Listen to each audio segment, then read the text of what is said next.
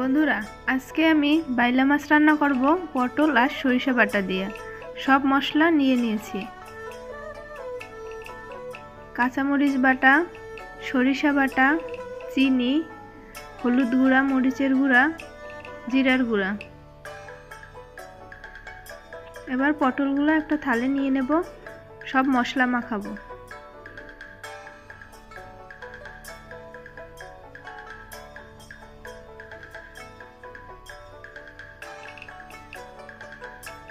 প্রথমে হলুদের গুঁড়া দিয়ে দেব,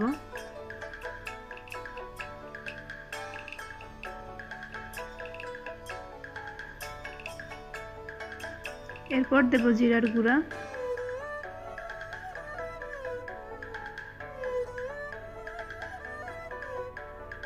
মরিচের গুঁড়া, এরপর মরিচের গুঁড়া দিলাম,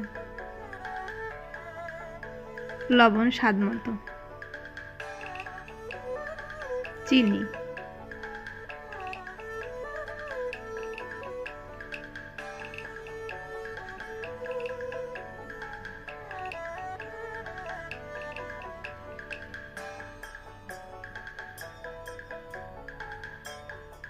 কাঁচামরিচ বাটা দিলাম,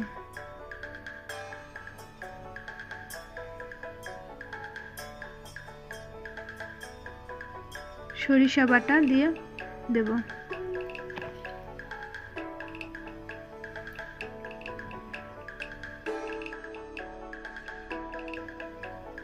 সরিষা বাটা দিয়েছি 2 চামচ। এবার তেল দিয়ে দিলাম,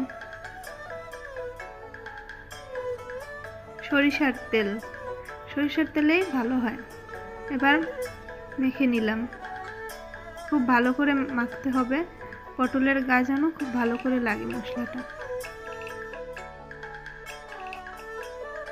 সরিষার তেল দিলে সরিষার তেলে একটা সুন্দর ঘ্রাণ আসে। এবার মাছগুলো দিয়ে দেব, ভালোভাবে মশলা মাখায় নেব।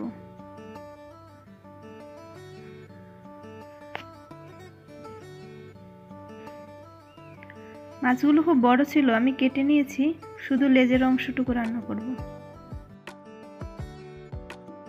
প্রত্যেকটা মাছ ভালো করে মেখে নিতে হবে, যেন তেল মশলা খুব ভালো করে লাগে গায়ে।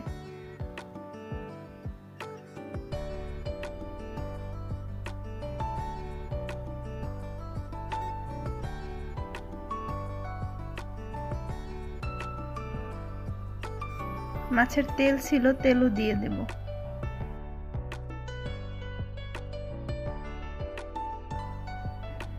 মাখানো হয়ে গেছে, এবার রান্না চাপাবো।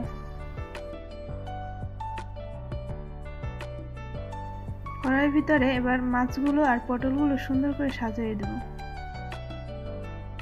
বাকি মশলাটাও দিয়ে দেব উপর দিয়ে। এবার প্লেটের গায়ে যে মশলাটা ছিল বাকি, সেটা আমি ধুয়ে দেব একটু জল দিয়ে, অল্প জল দিতে হবে।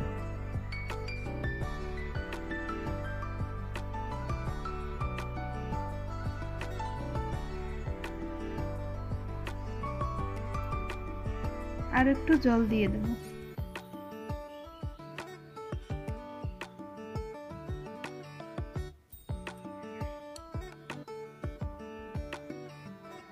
মাছগুলো এবার একটু পাশাপাশি ভালো করে সাজিয়ে দেব।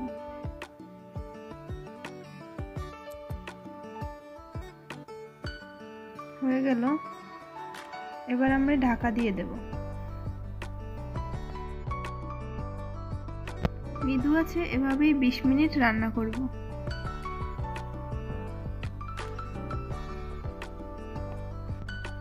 এই যে আমার ঘন্টু বাবা, আজকে সে খুবই খুশি, খুব হাসতেছে আর দুষ্টামি করতেছে, সে আজকে খুবই খুশি।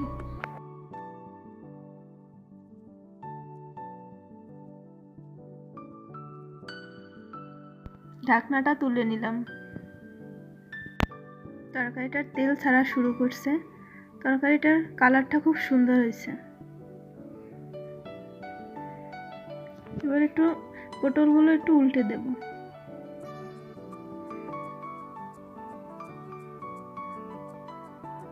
একটু নাড়াচাড়া করে দিতে হবে, যেন নিচে লেগে না যায়।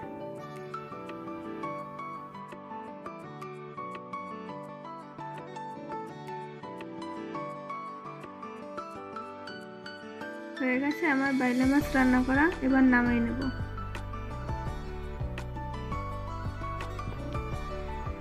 প্লেটে তুলে নিলাম।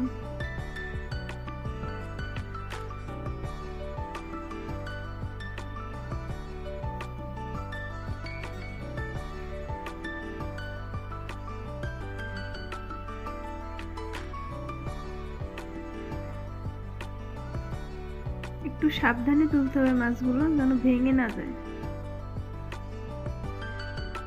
সরিষা দিয়ে বাইলা মাছ রান্না হয়ে গেল। আপনারা এভাবে বাসায় রান্না করে খাবেন, খুব ভালো লাগবে। এভাবে সরিষা আর পটল দিয়ে রান্না করলে বাইলা মাছটা খুব ভালো লাগে খেতে।